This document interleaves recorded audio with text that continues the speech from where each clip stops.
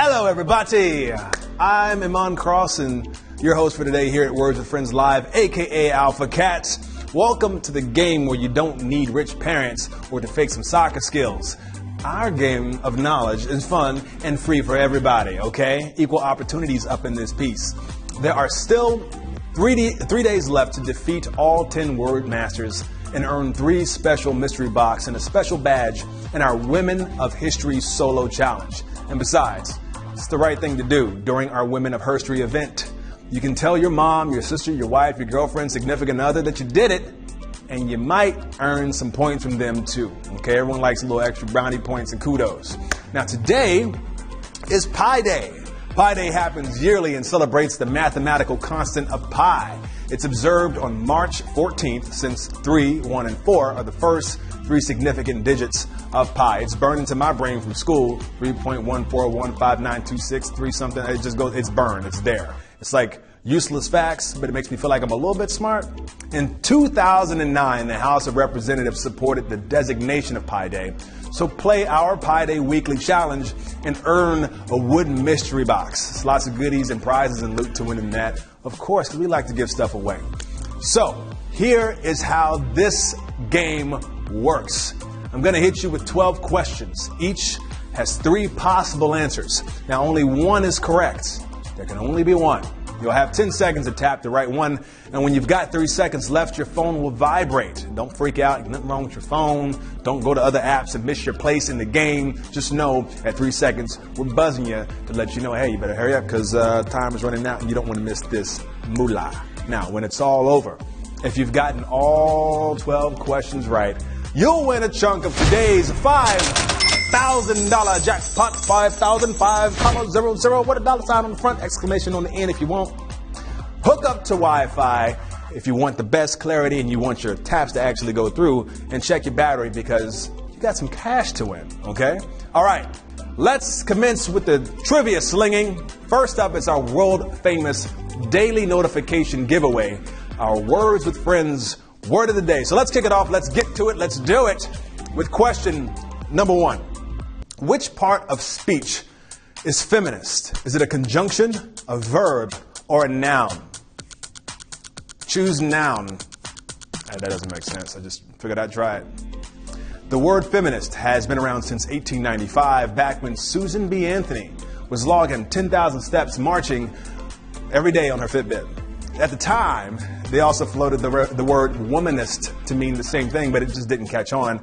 And feminist was out because that already meant a gentleman who is a player with the ladies. Now, the correct answer is noun.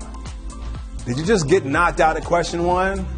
I'm not going to point and laugh. I'm not going to giggle. I'm going to hold it in. I do feel bad for you a little bit, but trust me, keep playing in spectator mode, something that we made for you where you can earn points on your progress bar. Now, when you get 15 points by answering questions correctly, you will win a mystery box full of coins and power-ups for the Words with Friends board game. So keep on tapping. There's something for everybody. We want everybody to win. Ain't no losers in this game, ever. Question number 2. What term most closely matches the definition of outage? A deep belly button? When the beer glass spills? Or what Instagram had yesterday? Let's discuss deep belly buttons. When you ever notice that if someone presses on your belly button, it gives you a weird, unexplainable sensation? You just want to get out of there. That's actually because when someone sticks their finger in your belly button, it sends a signal from the deeper fibers of that line in your inner abdominal cavity to your spinal cord. Basically, it's a very sensitive area. So just think of all the lint and dust and dirt trapped in there as nature's protective padding. But outage? The correct answer is that's what Instagram had yesterday. Facebook and Instagram went down yesterday, and everyone lost, what do they call it? Oh yeah, their damn minds. Now, I think I was less outraged at Facebook and Instagram being down than all the incessant jokes and reminders and mentions and meltdowns on social media about it. Hey, did you guys know that Instagram was down yesterday? I just figured I'd remind you just one more again. All right, we're throwing an all-new question type at you to shake things up today. You've got to figure out the hidden meaning in this upcoming picture. So here is your Rebus puzzle of the week. What popular idiom is depicted here? Beat around the bush, beat around the bush, or beat the bushes? Please pay close attention to spelling. That is a tongue twister. Please pay close attention. Y'all know what I meant. Now, for this one, you need to know your idioms, your former presidents, and your bland tasting vegetables. I almost said idiots before former presidents, and that wouldn't have been good. You'll find the beat in the produce aisle next to stuff like turnips and rutabagas. The rutabaga has a funky sounding name, but it turns out it's just Swedish for root bag. Ugh. And no wonder nobody wants to eat those things. You know what? Dessert can wait. How about we have some more root bag? I will pass. The correct answer is beat around the bush, B-E-A-T. To beat around the bush is to talk forever without coming to a point. My favorite, while beating the bushes, is searching hard for something, and then there's a bird in the hand is worth two in the bush. What does that mean? I still don't get it. Whoever invented all these idioms is clearly obsessed with shrubbery. Now look forward to more of those and other types of questions, because we're getting comfy. We'll walk around in underwear and high-fiving each other. We're all family now. So let us know what you think about the Rebus. Tweet us at WordsWFriends along with the hashtag WordsWithFriendsLive. You can include AlfCat if you want. Let's all make it a big old family event. Question 4. The modern Stone Age family, the Flintstones, are from which town? Bedrock, Buena Vista, or Stonestown?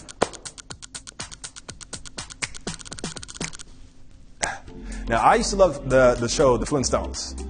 You know, I loved how they would rockify stuff like turning Tony Curtis into Stony Curtis and Yale University into Shale University. If it were on today, you know, Pebbles and Bam Bam would be texting on their iStones while Wilma and Betty shuttled them around in their Dodge Granite caravans. You definitely know the answer to this one, unless you've been living in a cave. Sorry, it's just a little Paleolithic humor. Would you have preferred another rock pun? Because I got them if you want. No? That's what I thought. Puns kind of, you can take them in doses, not too many. The correct answer is Bedrock. Yes, the Flintstones are based in the town of Bedrock, but they've got family in Minnesota, Oregon, and just outside of Boulder. All right, I'll stop. That was way too many puns. I've hit my quota for the day. Now, if you've been doing your due diligence and tapping the heart on the countdown screen before the show to invite friends, you are safe from even the most brutal question. After a friend accepts that invite, you will get an extra life that you can use in our future game, okay? Think of it as a virtual reincarnation, because like I said, there's no losers. We even like just help you just come on right back in the game. Like we just got the door open for y'all. Just come on in, just win some stuff, please. We like it. Question 5. Which is not a breed of cat? Native cat, Asa cat, Japanese bobtail. Native cat, Asa cat, a Japanese bobtail. Did you just go for Japanese bobtail just because it was the only one without the word cat in it? Come on, you got to give us more credit than that.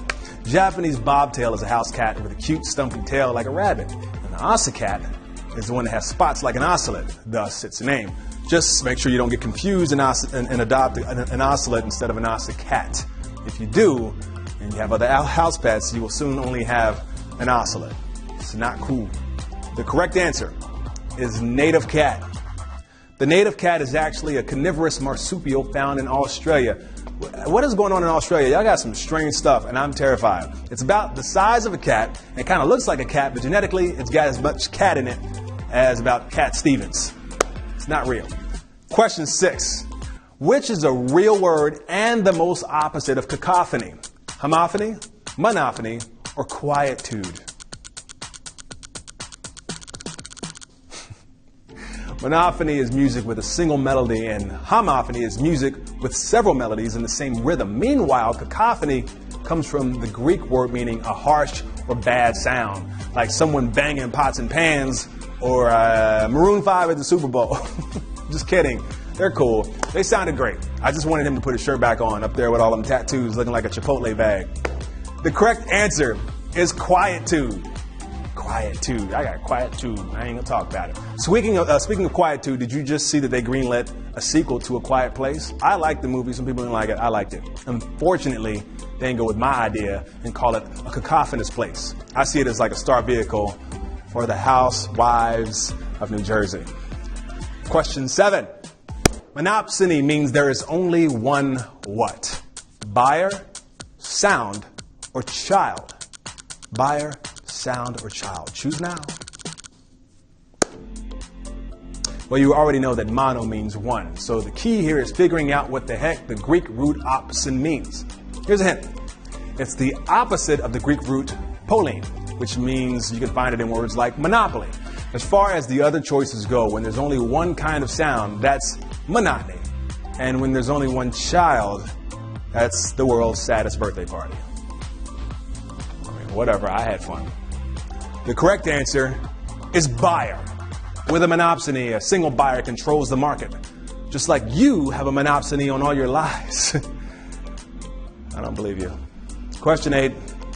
Excluding special spaces, which of these is worth more in Words with Friends? Good, bad, or ugly?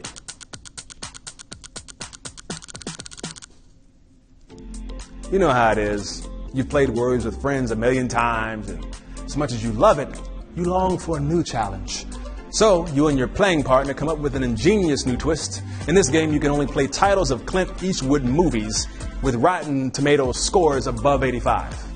You see an opening for 3 or 4 letters. Do you go with good? Do you go with bad? Do you go with ugly? Or do you just risk it all and try Jima and just hope you don't get busted? Up to you. The correct answer is ugly. Good and bad are both worth 7 points, but ugly will score you 10. Personally, I love to play the Eastwood version of the game just so I could be away from my phone and shout to someone across the room, play Misty for me. It's a Clint Eastwood reference if y'all know. Question number 9.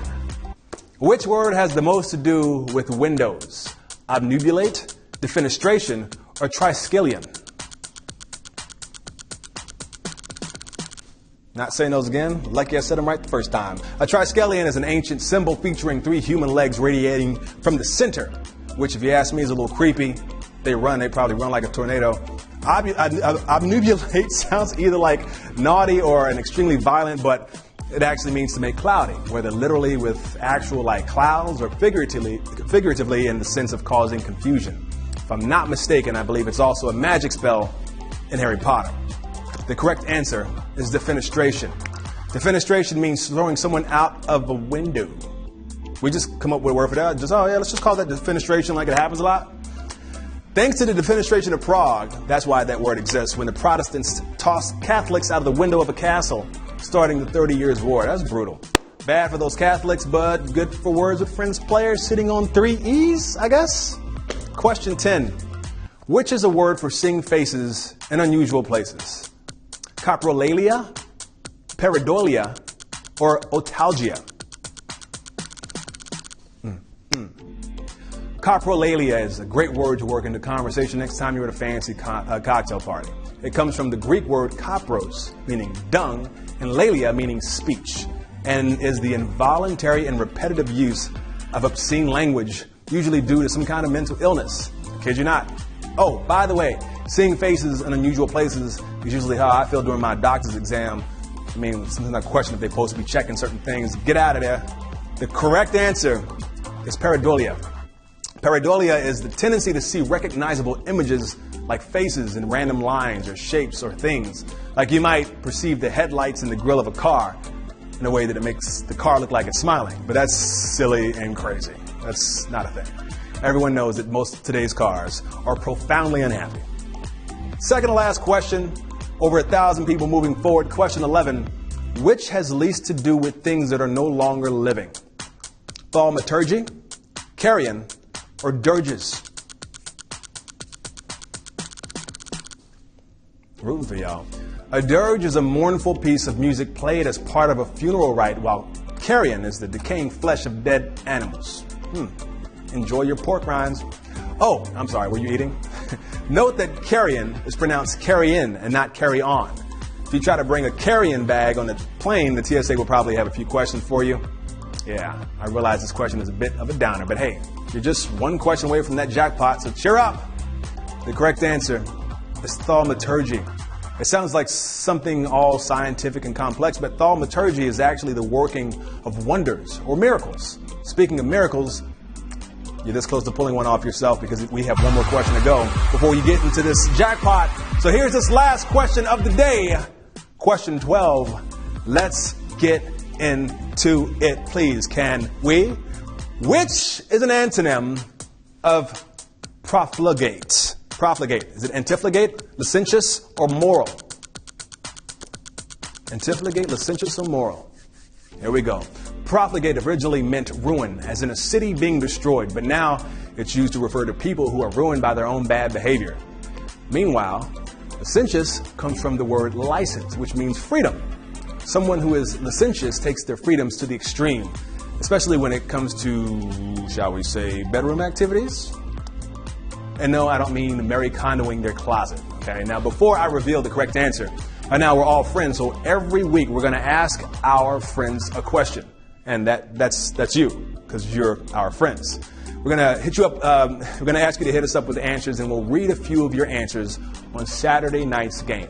This week's question is, what would you do if you won $10,000 on Sunday's game? Just send us your answer on Twitter at WordsWFriends along with the hashtag WordsWithFriendsLive. Okay, here we go. Time for the big money. The correct answer is moral. And that concludes our game. Congratulations to everyone who made it through all 12 questions. If you did, you are getting some of tonight's 5,000 jackpot. Now it's time to, slice and dice some of the winners' screen names. We have 638 winners. Congrats to Jared S., The P. Are you that important? You just get to call yourself The P. Scott B., Corey, Ryan, Sam W., Lil M. Congratulations to you all. We like giving away money here, so you're in luck. Thanks to all of you for playing Words with Friends Live. And please join us again tomorrow, same time, same place, same app, and same face. And even more, scratch your money. Just kidding. Don't do that. Your odds are better here. I'm going to do some thaumaturgy and make a screen appear that slides you off to your games in progress. I have been your host, Amon Crossan, a.k.a. Alpha Cat, and this has been Words with Friends Live. Peace. I'm out.